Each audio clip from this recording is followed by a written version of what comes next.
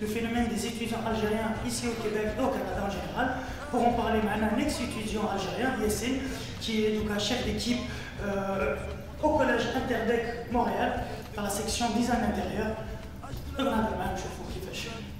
سرتو داري ماشي عباد ياك غير الجبال لا يتلاقاو فهاد الدنيا كلشي فاني اجد العار يحلش البلاد سرقتو داري ماشي عباد ينتمنى النهار نلعب زمار نركسك ونديرك في بلاكار. Yassine, merci de nous accueillir ici au Winarana exactement. Au collège Interdec. Alors, et toi, tu es ici en tant que quoi? Je suis chef d'équipe du programme de design intérieur. Allah Ibarak. Ibarak. Alors Yassine, toi tu as été étudiant, tu es arrivé ici en 2006 je crois, c'est ça? Exactement.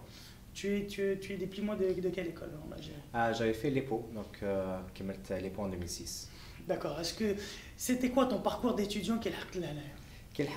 J'avais fait un certificat en communication. Ensuite, j'avais fait ce qu'on appelle ici un bac en design d'intérieur. Donc un bac qui m'a fait dire, c'est l'équivalent en fait d'une licence ou la dernière après bac. Est-ce que c'était le bon choix non, c'était pas le bon choix. Donc moi j'étais architecte, c'est pas reconnu comme école. J'aurais voulu peut-être me perfectionner dans un collège plutôt que l'université. Donc c'est pas l'EPO n'est pas reconnu ici ou on a les étudiants d'EPO en Algérie qui veulent venir ici à Montréal. C'est quoi? Qu'est-ce qu'ils devraient savoir? En fait, ce qu'ils devraient savoir, c'est qu'au Canada, il y a un statut ou un ordre pour quasiment chaque profession, notamment pour les architectes. Il existe un ordre des architectes. Donc, il n'est pas ouvert à tout le monde d'être architecte. Donc, ceux qui viennent de l'EPO, malheureusement, ne peuvent pas être architectes, à moins de faire plusieurs étapes, en l'occurrence un certain nombre d'heures, certaines études, étudier le code du bâtiment, plusieurs étapes en fait avant de devenir architecte. Donc, ça n'est pas vraiment reconnu comme tel. D'accord. Et toi, ici dans cette école, qu'est-ce qu'un étudiant algérien peut venir ici? C'est quoi ses débouchés ici? En fait, les débouchés, c'est que moi, quand j'avais été étudiant à l'EPO, je voulais toujours faire une spécialité en design intérieur. C'est un exemple. Comme il y en a d'autres qui veulent faire d'autres spécialités. Et j'aurais dû m'inscrire à un collège plus à l'université parce que dans le collège, c'est là qu'on a plus les basics. Donc, c'est là qu'on a le plus de bases ou à partir duquel on peut commencer pour faire ce qu'on veut. Moi, si je voulais vraiment suivre mon cursus, si j'étais bien renseigné, j'aurais plus préféré aller au collège. Anna, je pensais que le collège, et je pense que c'est le préjugé de plusieurs Algériens à qui j'ai parlé, le collège pour eux c'est comme le lycée. Donc ceux qui ont gradué à l'université ne veulent pas revenir en arrière. Mais ce n'est pas du tout un retour en arrière, au contraire. C'est vraiment l'équivalent de l'université en Algérie, mais spécialisé. C'est plus ça c'est comme ça qu'il faut le comprendre. D'accord. Mais avant d'arriver à ce stade, moi j'ai remarqué que les étudiants algériens, leur premier choix, c'est la France, comme pays d'immigration, comme pays d'étudiants. À ton avis, pourquoi les Algériens ont tendance à aller... Bon, tu vas me dire la distance, je suppose. Sans doute la distance. Mais moi, mon choix n'avait jamais été la France. En termes de saturation, je pense, je considère qu'ils sont quand même pas mal saturés à 65 millions. Et surtout les opportunités qu'offrent le Québec et le Canada. Les États-Unis sont proches et surtout au niveau des études. Donc c'est plus reconnu d'avoir des diplômes canadiens et nord-américains que d'avoir des diplômes français.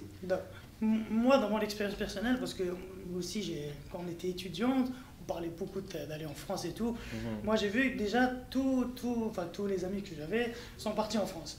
Après, j'ai vu qu'il y avait genre, plusieurs catégories. Il y en a ceux qui font 12 bacs et 12 licences pour rester là-bas à chaque fois pour avoir la résidence. Oui. Qui a une letzojo pour rester obligé. Il y en a ceux qui font pas du tout, ils font des petits boulots, là, ils font pas du tout ce qu'ils ont fait.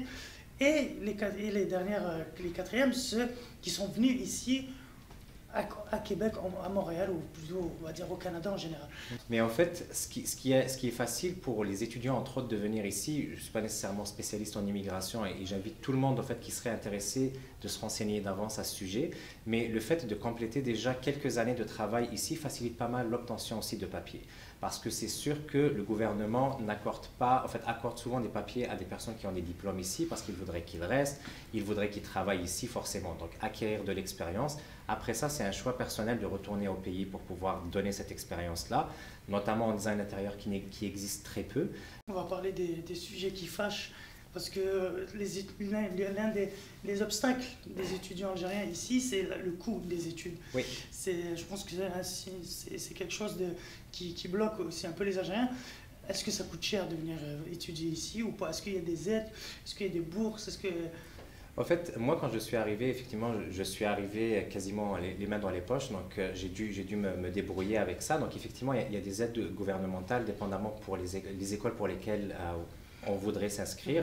Il y a des prêts aussi, mais en fait, le jeu en vaut la chandelle. Donc, dans le sens où moi, je ne regrette pas une seconde tous les frais que j'ai payés parce que je vois le résultat. Donc, j'ai ma compagnie de design, je travaille en même temps, je suis responsable des programmes du design intérieur ici. Je fais partie d'un comité administratif de l'APDIQ, qui est l'association professionnelle des designers d'intérieur. Donc, toute une panoplie professionnelle qui découle des études que j'ai faites. Donc, l'Algérie a une très très bonne chose qui est celle de l'éducation gratuite et je le salue et je suis le premier à saluer ça, le fait qu'on étudie gratuitement, mais c'est juste que finalement on se rend compte que c'est ceux qui payent, c'est un investissement. Donc, dans le sens où c'est des études, on paye, mais après ça nous revient. C'est comme tout investissement dans la vie, je suppose. Yassine, merci de tous ces détails, tous ces éclaircissements. Ça fait très plaisir. J'espère que les étudiants algériens qui nous regardent vont avoir une meilleure idée de comment faire, à qui demander conseil aussi, parce que c'est un peu ça qu'il faut retenir, c'est vraiment chercher bien avant ce qu'on veut faire. Et une fois arrivé ici aussi, faire les bonnes matières, les bonnes heures pour avoir le visa, toutes ces choses-là. Effectivement, en fait, le but, en fait, ce que je voudrais vraiment que mon expérience serve aux étudiants, c'est qu'il faut bien se renseigner d'avance et aussi créer des partenariats entre l'Algérie et Montréal. Donc là, on se rend compte qu'il y a beaucoup de partenariats entre la France et l'Algérie, mais on se rend compte que Montréal, ou le Québec en général et le Canada encore plus en général, est une grande terre d'accueil et qu'il faut juste peut-être voir ailleurs et c'est peut-être plus d'opportunités. Donc moi, ça me ferait vraiment très plaisir que ce soit l'EPO ou d'autres écoles en Algérie qui me contactent et on pourrait faire des partenariats, ça sera vraiment avec un grand plaisir. Eh bien, très bien. Merci beaucoup. Ça fait plaisir. Merci beaucoup. À bientôt. Nice.